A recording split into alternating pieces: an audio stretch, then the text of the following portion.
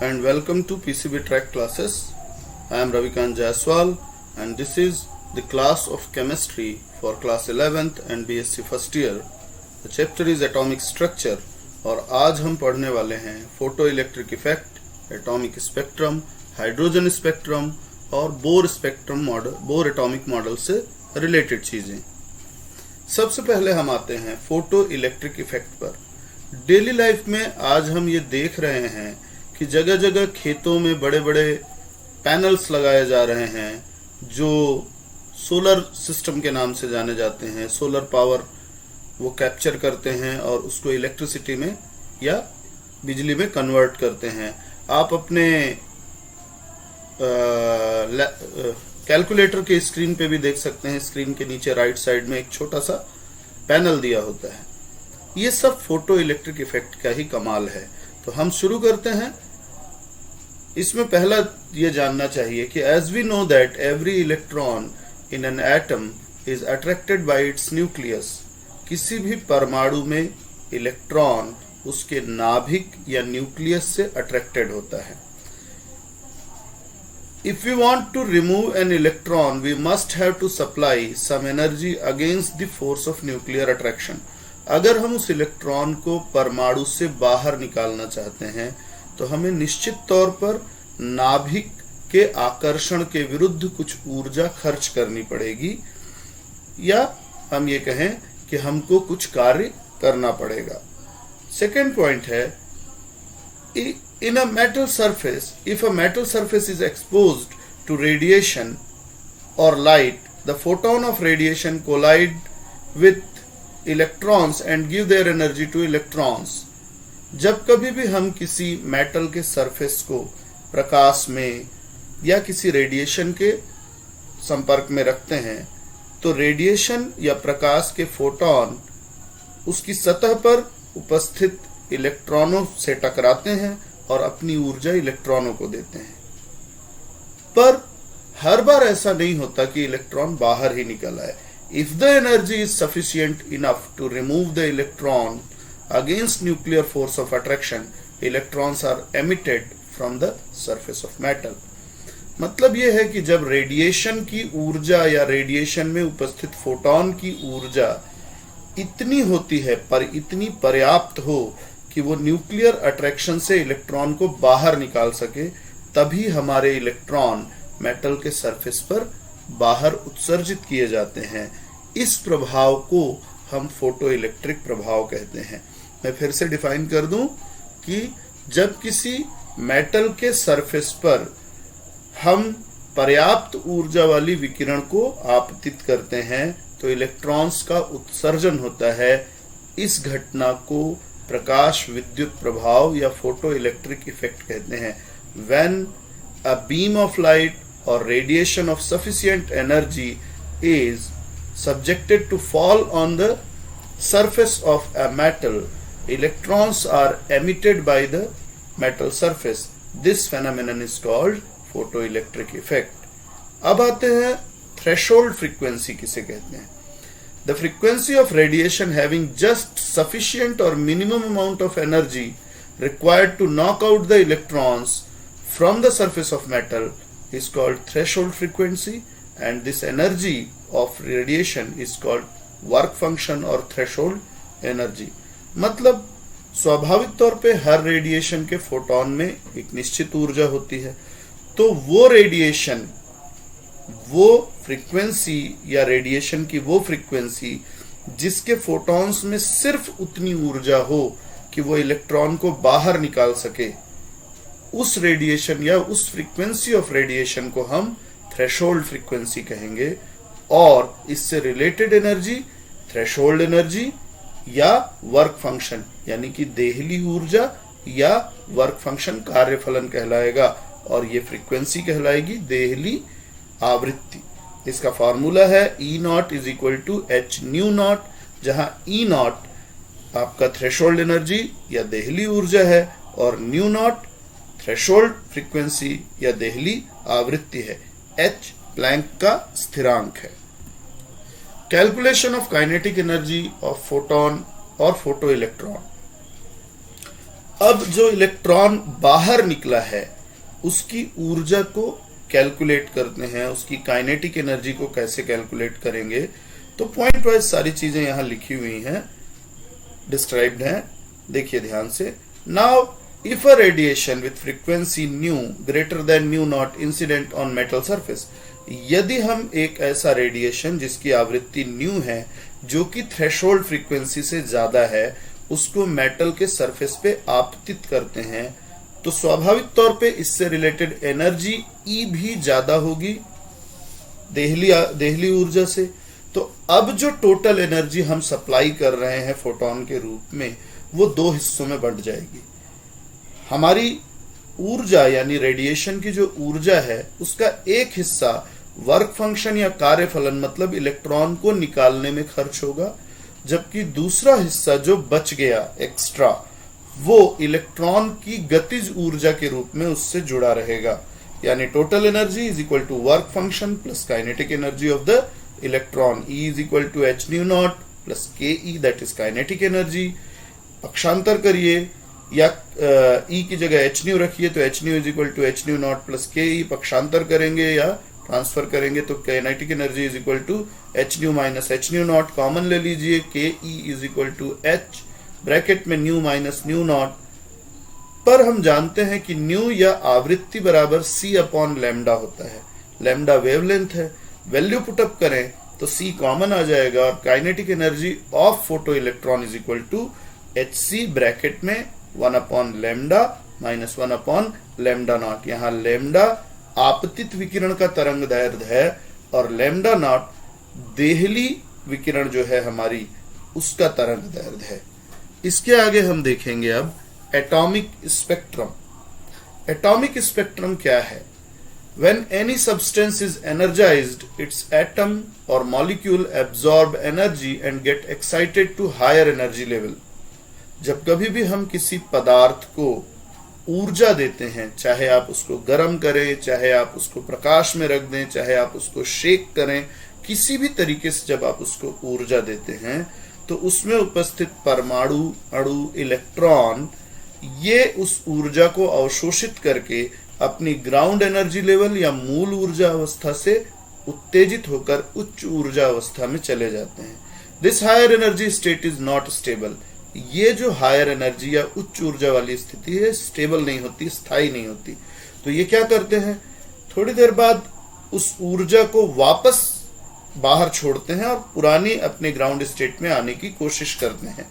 और ऐसे में दे emit energy in the form of radiation, and if this radiation is passed through a prism and photograph is taken, we get a definite sequence of radiation in increasing order of their wavelength. तो ये परमाणु या अणु जो उच्च ऊर्जा में है, ये निम्न ऊर्जा के रूप में जब आते हैं तो अपनी ऊर्जा को हमेशा विकिरणों के रूप में बाहर निकालते हैं। चाहे आपने सप्लाई किसी भी फॉर्म में किया हो, दिया आपने किसी भी रूप में हो, पर जब ये वापस करते हैं तो ये हमेशा विकिरणों के रूप में करते हैं। और अगर इन विकिरणों को एक प्रिज्म से गुजारकर उसकी फोटो ली जाए तो आपको तरंग दैर्ध्यों का बढ़ते क्रम में एक निश्चित क्रम मिलेगा। इस निश्चित क्रम को हम स्पेक्ट्रम के नाम से या वर्ण क्रम के नाम से जानते हैं, उस पदार्थ का वर्ण क्रम है। ठीक है, तो इसके आगे हम देखेंगे टाइप ऑफ स्पेक्ट्रम। बहुत जनरल, बहुत हल्के में हमको ऊपर देखना है क्योंकि ये फिजिक्स का कोर्स है, या जब आप हायर लेवल में आएंगे तब आपको पढ़ने को मिलेगा। जनरल देखते हैं। टाइप ऑफ स्पेक्ट्रम दो मूल टाइप होते हैं। जब पदार्थ को आप ऊर्जा दे रहे हैं उस समय अगर स्पेक्ट्रम लिया जाए तो आपको कुछ काली रेखाएं मिलेंगी, इसको हम एब्जॉर्प्शन स्पेक्ट्रम कहेंगे।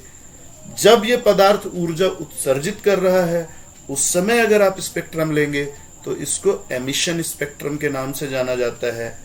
या ठीक है, अब एमिशन या absorption spectrum, mainly emission spectrum हम देखते हैं। ये कितने फॉर्म में हमको मिलते हैं? ये 3 फॉर्म में मिलते हैं। पहला लाइन स्पेक्ट्रम। आप स्पेक्ट्रम देखें तो आपको एकदम शार्प कुछ लाइंस दिखाई दें तो आप समझ जाइए कि ये लाइन स्पेक्ट्रम है। और ऐसा स्पेक्ट्रम एटम्स द्वारा या परमाणुओं द्वारा दिया जाता है, इसलिए इसको एटॉमिक स्पेक्ट्रम भी कहते हैं। दूसरा है बैंड स्पेक्ट्रम। जब आप स्पेक्ट्रम देखें और आपको लगे कि लाइनें इकट्ठे हो गई हैं और एक बैंड बना रही हैं, एक पट्टी जैसा बना रही हैं, जिसकी तीव्रता एक तरफ ज्यादा और दूसरी तरफ कम होती जा रही है, ऐसी पट्टियां आपको मिले, तो आप समझिए कि हमारा पदार्थ आणविक रूप में है और ये मॉलिक्यूलर स्पेक्ट्रम है, मॉलिक्यूल के फॉर्म में है। Continuous spectrum, in this spectrum colors are merged in such a way that they cannot be identified clearly from where they start or end. सतत स्पेक्ट्रम में आपको लगातार रंग या लगातार आपको वेवलेंथ मिलेगा और आप ये नहीं स्पेसिफाई कर पाओगे, अलग से पहचान नहीं पाएंगे कि कौन सा कलर कहाँ पे शुरू हुआ और कहाँ पे समाप्त हुआ। ये जैसे आप इंद्रधनुष देखें वहां पे होता है, या तब होता है जब इलेक्ट्रॉन पूरी तरह से परमाणु से उत्सर्जित हो जाए, तो कंटिन्यूअस स्पेक्ट्रम। इसके बाद हमारे कोर्स में इसी स्पेक्ट्रम का एक टॉपिक है हाइड्रोजन स्पेक्ट्रम। हाइड्रोजन का स्पेक्ट्रम कैसे लेंगे? तो सबसे पहले when hydrogen is taken in a discharge tube at low pressure about 10⁻⁻² atmosphere and high potential difference is applied about 5 to 10,000 volt, the tube starts glowing with red light. This red light is passed through a prism and photograph is taken, and we get 4 colored lines and several white lines in the photograph. This is the spectrum of hydrogen. मतलब जब हम hydrogen को एक विसर्जन नलिका या discharge tube में लेते हैं और लो प्रेशर 10⁻⁻² एटमॉस्फेयर पे इस ट्यूब के दोनों सिरों पर उच्च विभव 5000 से 10,000 वोल्ट का डीसी विभव लगाते हैं, तो ट्यूब लाल रंग से चमकने लगती है। इस लाल रंग के प्रकाश को जब हम प्रिज्म से गुजारते हैं और उसका फोटोग्राफ लेते हैं, तो हमको 4 रंगीन रेखाएं और अनेक रंगहीन रेखाएं फोटोग्राफ में दिखाई देती हैं। इस ग्राफ को, इस फोटोग्राफ को हम कहते हैं स्पेक्ट्रम ऑफ हाइड्रोजन, या हाइड्रोजन का आणविक स्पेक्ट्रम, परमाणुविक स्पेक्ट्रम। अब हाइड्रोजन के परमाणु स्पेक्ट्रम की क्या विशेषता है? जो कलर्ड लाइन है वो लाल, ब्लू ग्रीन, ब्लू और वायलेट, यानी कि रेड, ब्लू ग्रीन, नीला हरा, नीला और वायलेट कलर की होती हैं। जो और लाइन होती हैं, इसके अलावा अन्य रेखाएं, वो कलरलेस होती हैं, क्योंकि वो अल्ट्रा वायलेट रीजन में होती हैं और अल्ट्रा वायलेट रेज हम देख नहीं सकते। The wave number of the spectral line can be calculated by following equation. अगर आप इन रेखाओं के तरंग दैर्घ्य या तरंग संख्या या आवृत्ति की गणना करना चाहते हैं, तो फॉर्मूला है nu bar is equal to R bracket में 1/n1² - 1/n2²। यहाँ R रिडबर्ग कांस्टेंट है, N1 लोअर एनर्जी लेवल का प्रिंसिपल क्वांटम नंबर है और N2 हायर एनर्जी लेवल का प्रिंसिपल क्वांटम नंबर है। अब एक प्रश्न आता है, अगर आप हाइड्रोजन के स्पेक्ट्रम को देखें तो हाइड्रोजन के परमाणु में एक इलेक्ट्रॉन होता है और एक ही प्रोटॉन होता है। तो प्रश्न उठता है कि हाइड्रोजन के परमाणु में जब एक इलेक्ट्रॉन और एक ही प्रोटॉन है, तो इसके स्पेक्ट्रम में अनेक रेखाएं हमको क्यों दिखाई देती हैं? तो इसका रीजन, इसको समझने के लिए पहले मैं आपको पढ़ के सुनाता हूं। If we take a very small amount of hydrogen in the discharge tube, it contains billions of hydrogen atom. पहले तो ये समझिए कि अगर आप बहुत कम 0.001 ग्राम ऑफ हाइड्रोजन भी लेंगे तो उसमें भी आपको 10⁻20 एटम्स मिलेंगे, यानी कि बहुत थोड़े अमाउंट में भी हाइड्रोजन के ढेर सारे परमाणु उपस्थित होते हैं। पहली बात, जब हम इलेक्ट्रिसिटी के रूप में एनर्जी इसको देते हैं तो हर एक परमाणु अलग अलग मात्रा में ऊर्जा अवशोषित करता है और अलग अलग एनर्जी लेवल तक उसका इलेक्ट्रॉन एक्साइट हो जाता है।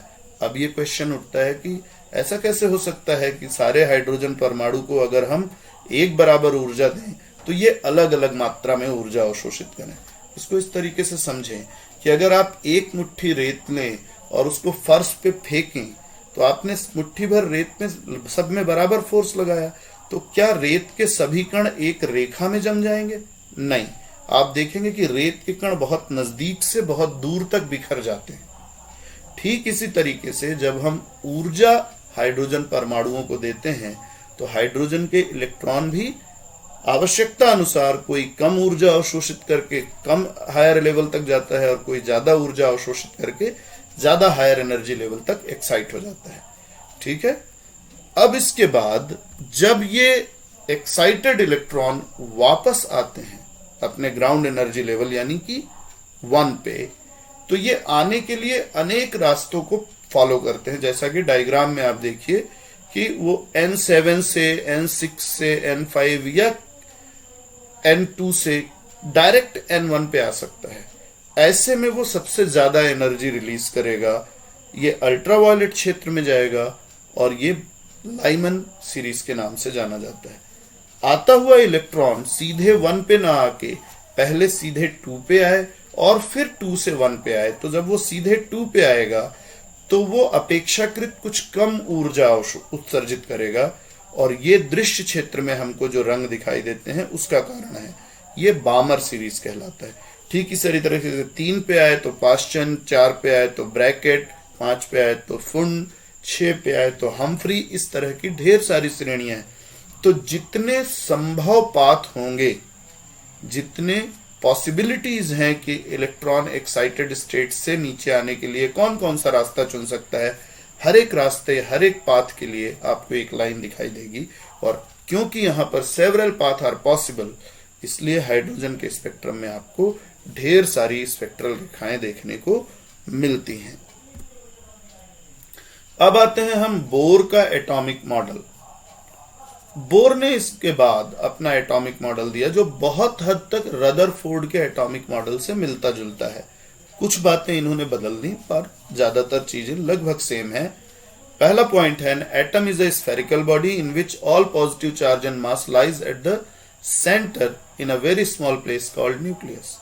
तो इन्होंने भी वही कहा कि परमाणु गोलाकार होता है जिसमें एक धनावेशित केंद्र होता है और परमाणु का लगभग संपूर्ण द्रव्यमान या मास उस केंद्र में ही पाया जाता है। Second point, electron revolve around the nucleus in a circular path of definite energy. इन्होंने ये वर्ड एड कर दिया, definite energy. Until they revolve in this orbital, they do not absorb or emit any energy. These paths are called energy levels or orbits. Orbit ये है। तो electron नाभिक के चारों ओर वृत्ताकार पथ में तो घूमता है, पर ये वृत्ताकार निश्चित ऊर्जा वाले होते हैं। यही ध्यान रखना है, यही अंतर है रदरफोर्ड और बोर के एटॉमिक मॉडल में कि इन्होंने वर्ड यूज किया निश्चित ऊर्जा के वृत्ताकार पथ में चक्कर लगाता है इलेक्ट्रॉन, और जब तक इलेक्ट्रॉन इस वृत्ताकार पथ में चक्कर लगाता रहेगा तब तक वो कोई ऊर्जा न तो उत्सर्जित करता है और न ही अवशोषित करता है। इस निश्चित ऊर्जा के वृत्ताकार पथ को हम ऊर्जा स्तर या ऑर्बिट के नाम से जानते हैं। यहां नेक्स्ट है, there are many possible circular path around the nucleus. किसी भी सेंटर के चारों ओर, हमने मैथ्स में पढ़ा हुआ है कि एक पॉइंट से हम इनफाइनाइट सर्कल, अनंत वृत्त बना सकते हैं। तो क्या सारे सर्कुलर पाथ इलेक्ट्रॉन के पाथ होंगे? नहीं। इन्होंने कहा कि electron can revolve in only that path which has angular momentum equal to और सिंपल मल्टीपल ऑफ h/2π। यानी केवल वो ही सर्कुलर पाथ जहां इलेक्ट्रॉन का एंगुलर मोमेंटम mvr h/2π के बराबर या उसका simple multiple that is nh/2π के बराबर होता है, इलेक्ट्रॉन केवल उसी वृत्ताकार पथ में घूम सकता है और उसी वृत्ताकार पथ को हम ऑर्बिट या एनर्जी लेवल कहेंगे। अब electron can jump from one energy level to another energy level by absorbing और emitting definite amount of energy. चूंकि कई वृत्ताकार पथ होंगे, कई ऑर्बिट होंगे और हर ऑर्बिट की ऊर्जा निश्चित होगी, तो इलेक्ट्रॉन एक ऊर्जा स्तर से जब दूसरे ऊर्जा स्तर में जाना चाहता है तो ऐसी स्थिति में वो आवश्यकता अनुसार निश्चित मात्रा में ऊर्जा अवशोषित या उत्सर्जित करके एक ऊर्जा स्तर से दूसरे ऊर्जा स्तर में जा सकता है। और जब कभी भी इलेक्ट्रॉन इस तरीके से एक ऊर्जा स्तर से दूसरे ऊर्जा स्तर में जाता है तब वो कुछ ऊर्जा अवशोषित या उत्सर्जित करता है और इसी से आपको स्पेक्ट्रम दिखाई देता है। Due to this type of transition from one energy level to another energy level spectrum are obtained. अब बोर के एटॉमिक रेडियस को हम कैलकुलेट करके देखते हैं, ये अगला टॉपिक है। यहां ध्यान से देखिए कि हम सब जानते हैं कि जब इलेक्ट्रॉन न्यूक्लियस के चारों ओर घूम रहा है तो क्यों वो कोई ऊर्जा उत्सर्जित या अवशोषित नहीं कर रहा है, क्योंकि वो दो तरह के अपोजिट एंड इक्वल फोर्सेस को फेस करता है। पहला अट्रैक्टिव फोर्स है, न्यूक्लियस उसको अट्रैक्ट कर रहा है अपनी ओर, इसको हम सेंट्रिपिटल फोर्स कहते हैं। ये इक्वल होता है Ze²/r² के। यहाँ Z परमाणु क्रमांक या एटॉमिक नंबर है, E इलेक्ट्रॉन का चार्ज है, R जो है वो distance of electron from nucleus यानी कि इलेक्ट्रॉन की न्यूक्लियस से दूरी या रेडियस है। दूसरा, आप किसी भी चीज को जब वृत्ताकार पथ में घुमाते हैं तो एक फोर्स जो उसको बाहर फेंकता है, दैट इज रिपल्सिव फोर्स, ये सेंट्रीफ्यूगल फोर्स है और ये mv²/r के बराबर होता है। अब चूंकि हम जानते हैं कि जब इलेक्ट्रॉन एक ऑर्बिट या निश्चित ऊर्जा में घूम रहा है तो न तो वो बाहर निकल रहा है और न ही अंदर जा रहा है, इसलिए for an electron centripetal force is equal to centrifugal force होगा। तो इक्वेशन की वैल्यू पुटअप कर देते हैं, Ze²/r² is equal to mv²/r। r cancel कर दीजिए तो बचेगा mv² is equal to Ze²/r। ये एक इक्वेशन है, बहुत इंपॉर्टेंट है, आगे इसका यूज होगा। अकॉर्डिंग टू बोर, अब बोर ने अपने सिद्धांत में कहा कि इलेक्ट्रॉन तो केवल उसी सर्कुलर पाथ में घूम सकता है जहां mvr is equal to nh/2π होगा। तो हम यहां v की वैल्यू निकालते हैं, m और r को ट्रांसफर कर दीजिए तो आपको v इज इक्वल टू मिलेगा nh/2πmr। इस इक्वेशन को प्रीवियस इक्वेशन में हम रखें तो आपको m इंटू mv था हमारा mv², तो v स्क्वायरिंग करने पे सब पे पावर लग जाएगा, m into n²h²/4π² m²r² is equal to Ze²/r। अब आप इसमें m और m² का स्क्वायर कैंसिल कर दीजिए, दूसरे साइड का r और इस तरफ का r का स्क्वायर कैंसिल कीजिए, आपको मिलेगा n²h²/4π² mr is equal to Ze²।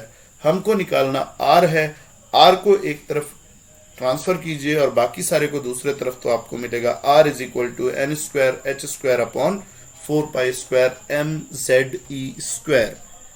अब बोर का एटॉमिक रेडियस अगर हम देखें तो r का फॉर्मूला हुआ n²h²/4π² mze², जहां n प्रिंसिपल क्वांटम नंबर और एनर्जी लेवल है of the electron, h Planck का कांस्टेंट है, m मास ऑफ इलेक्ट्रॉन है, z atomic number of the atom और आयन है, e चार्ज ऑफ इलेक्ट्रॉन है।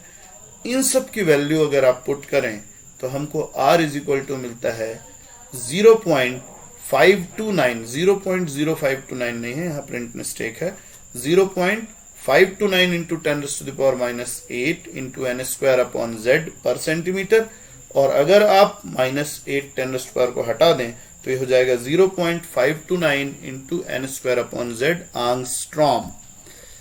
ठीक है, तो इसके बाद हम अगली क्लास में इसके आगे के टॉपिक्स पढ़ेंगे, एनर्जी ऑफ इलेक्ट्रॉन और रेडिएशन की वेवलेंथ को कैलकुलेट कैसे करते हैं। आज के लिए यहाँ तक, थैंक यू। अगर आपको ये वीडियो उपयोगी लगता है तो अपने दोस्तों में शेयर कीजिए, सब्सक्राइब कीजिए ताकि और लोगों को भी इसका लाभ मिल सके। Thank you.